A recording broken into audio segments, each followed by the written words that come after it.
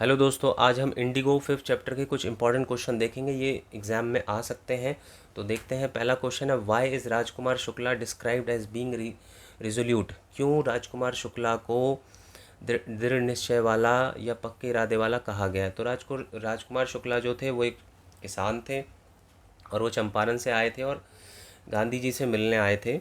गांधी जी से मिलने का उनका पर्पज़ ये था क्योंकि ब्रिटिश जो प्लांटर्स थे, ब्रिटिश ज़मींदार जो थे, वो ज़बरदस्ती किसानों को 15% ज़मीन के हिस्से पर नील की खेती उगाने के लिए फ़ोर्स करते थे। तो इस तरीके से वो जो है किसानों का शोषण कर रहे थे। तो इसी मामले में वो गांधी जी से मिलने आए थे। तो गांधी जी उसको शुरू में अपॉइंटमेंट नहीं दे रहे थे, उससे मिलना नहीं चाह रहे थे, उसको टरका रहे थे। लेकिन वो पीछे लगा रहा गांधी जी को, उनको फॉलो करता रहा। जहाँ जहाँ भी जिन जिन भी वो अ, भारत के हिस्सों में गए, उसने पीछा नहीं छोड़ा, बिल्कुल चेप रहा। तो इसी वजह से, उसके इस पक्के डिटर्मिनेशन की वजह से, उसके दृढ़ निश्चय को देख करके गांधी जी काफ़ी इम्प्रेस हो गए। इसीलिए जो है उन्होंने अपॉइंटमेंट दे दी और इसीलिए ये कहा गया है कि राजकुमार जो था एक रिजोल्यूट था, पक्के इरादे वाला, दृढ़ निश्चय वाला था। तो आप ये इसमें मेंशन कर सकते हैं। सेकंड क्वेश्चन है, how was Gandhi ji able to influence the lawyers of the Champaran. कैसे गांधी जी प्रभावित कर सके लॉयर्स को, वकीलों को ऑफ द चंपारण के। तो एक वहाँ पे एंड्रू नाम का, चार्ल्स एंड्रू नाम का एक अंग्रेज़ था जो कि गांधी जी को बड़ा फॉलो करता था, उनका अनुयायी था, उनका डिवोटी था, उनका भक्त था। तो ये बात लॉयर्स को पता था, जो इंडियन लॉयर्स थे वहाँ के, उनको ये बात पता थी। तो उन्होंने गांधी जी से बोला कि क्यों ना गांधी जी ये जो चार्ल्स एंड्रू है इसकी मदद लें और मदद ले करके हम अंग्रेज़ों से लड़ें, ब्रिटिश प्लांटर से, ब्रिटिश ज़मींदारों से लड़ें। पर गांधी जी ने बोला ठीक है कि वो मेरा दोस्त है एक तरीके से और मेरे को फॉलो भी करता है, लेकिन कहीं ना कहीं वो अंग्रेज़ है और एक अंग्रेज़ की मदद लेना कहीं ना कहीं हमारी वीकनेस को दिखाएगा, हमारी कमजोरी को दिखाएगा। तो हमें ऐसा नहीं करना है और हमें अपनी लड़ाई अपने स्ट्रेंथ पर, अपने ताकत पर जीतने की कोशिश करनी चाहिए और कहीं ना कहीं आत्मनिर्भर खुद बनना चाहिए, सेल्फ रिलायंट खुद बनना चाहिए। तो इसमें आप ये कुछ मेंशन कर सकते हैं। और यही सब बातें देख करके जो गांधी जी है वो काफ़ी जो लॉयर्स हैं वो गांधी जी से इन्फ्लुएंस हो गए, प्रभावित हो गए। नेक्स्ट है, why did the servants think Gandhi ji to be another peasant. क्यों नौकरों ने सोचा था, माना था गांधी जी को एक अनदर पीजेंट, एक अन्य किसान क्यों समझ लिया था। तो इसलिए समझ लिया था, जब वो राजेंद्र प्रसाद के पास आए, तो राजेंद्र प्रसाद जो है वो अपने घर पर नहीं थे, तो उनके नौकर थे वहाँ पर। तो गांधी जी देखने में बड़े सिंपल से थे, ड्रेसिंग में और मैनर भी उनका ऐसा ही था और ख़ुद को वो कोई ऐसा बड़ा लीडर भी नहीं मानते थे और बॉडी से भी पतले से थे, डार्क कॉम्प्लेक्शन थे, मतलब थोड़े सावले थे। तो ये कुछ रीज़न थे कि सर्वेंट्स ने उनको एक नॉर्मल किसान समझ लिया था और कहीं ना कहीं नॉर्मल किसान या दलित किसान समझ करके, एक अछूत समझ करके उनको ग्राउंड पे ही रोक लिया था, अंदर आने की अनुमति भी नहीं दी थी कमरे के अंदर। और उनको प्यास लग रही थी तो वो पानी पीना चाहते थे तो कुएं का पानी भी पीने की अनुमति नहीं दी उन्होंने, क्योंकि नौकरों ने उनको गलती से अछूत समझ लिया था और अनटचेबल समझ लिया था और ये सोचा था कि अगर ये कुएं को छू देंगे तो हमारा कुआं भी अपवित्र हो जाएगा। तो ये उसमें मेंशन कर सकते हैं। फिर नेक्स्ट क्वेश्चन है, why did Gandhi ji agree to the planters offer of a 25% refund to the farmers. क्यों गांधी जी जो है वो सहमत हो गए थे 25% रिफंड पर। तो गांधी जी जो है और जो किसान जो है वो ब्रिटिश प्लांटर से, जो ब्रिटिश ज़मींदार से थे, उनसे वो 50% रिफ़ंड चाहते थे, 50% जो है वापस रिफ़ंड चाहते थे। लेकिन गांधी जी 25% पे ही बाद में क्यों मान गए थे, ये क्वेश्चन है। तो उसका रीज़न ये है कि जो ब्रिटिश प्लांटर्स थे, जो ब्रिटिश ज़मींदार थे, वो कहीं ना कहीं एक ऐसा बहाना ढूंढ रहे थे कि ये जो झगड़ा है ना किसानों का और ब्रिटिश ज़मींदारों का, ये थोड़ा लंबा खींचे। जब लंबा खिंचता है तो आत्मा मर जाती है।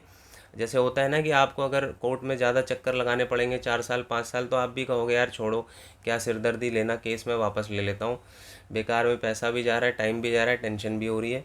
और वहाँ से धमकी उमकी भी आती रहती हैं दूसरी पार्टी से कि भाई केस वापस ले लेनी तो उछाल देंगे, ये कर देंगे, वो कर देंगे। तो समझ रहे हो, तो वही बात थी।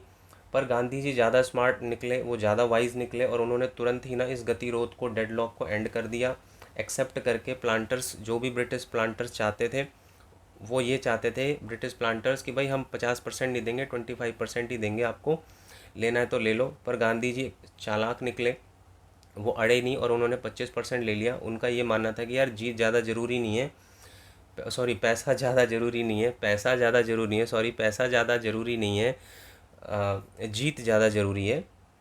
ठीक है, तो इस तरीके से वो मान गए और इसीलिए फिर ब्रिटिश को बाद में अपनी बात पर मतलब रखना पड़ गया कि भाई ठीक है हम फिर 25% वापस कर देंगे। तो उन्हें 25% वापस भी करना पड़ गया और अपनी प्रतिष्ठा को भी खोना पड़ गया।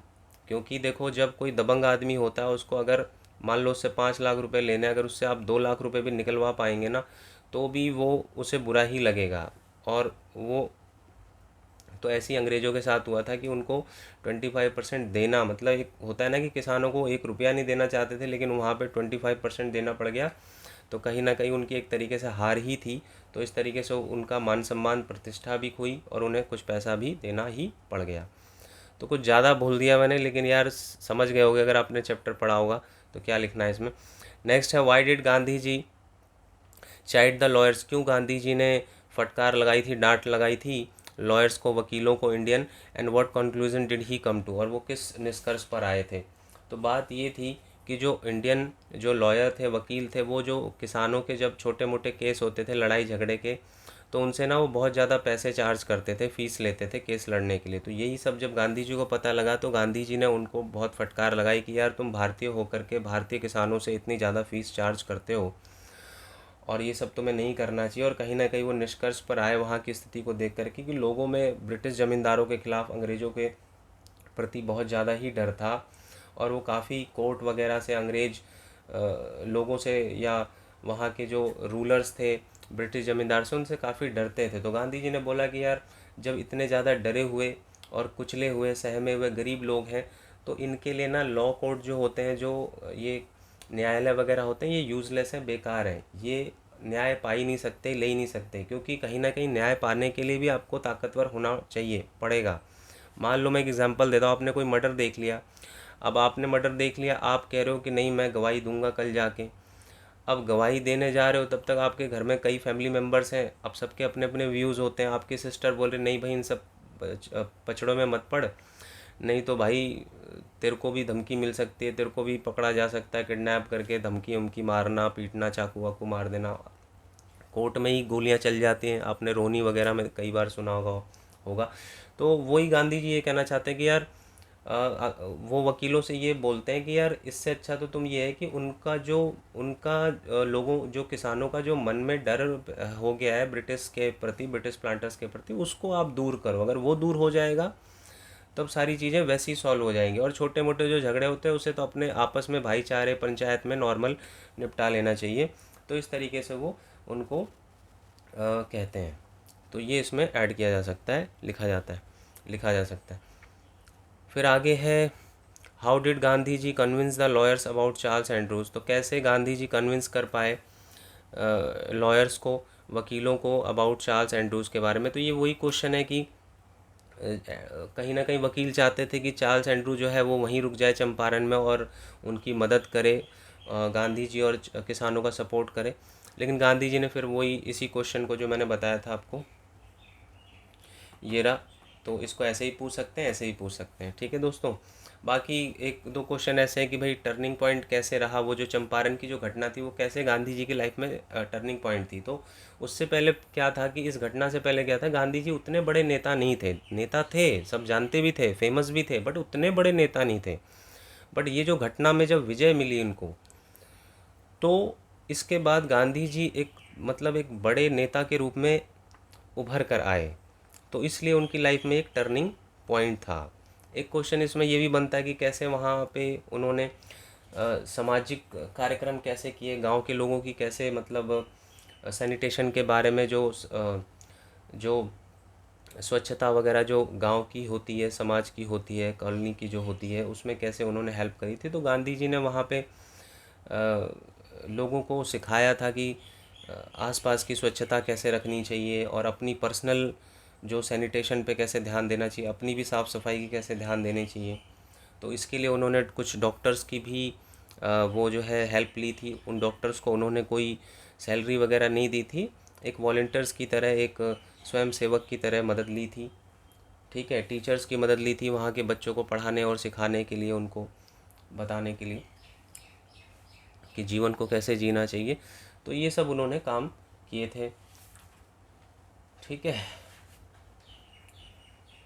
तो ये सब क्वेश्चन जो है इसके अंदर पूछे जा सकते हैं। उम्मीद है दोस्तों आपको समझ में आया होगा।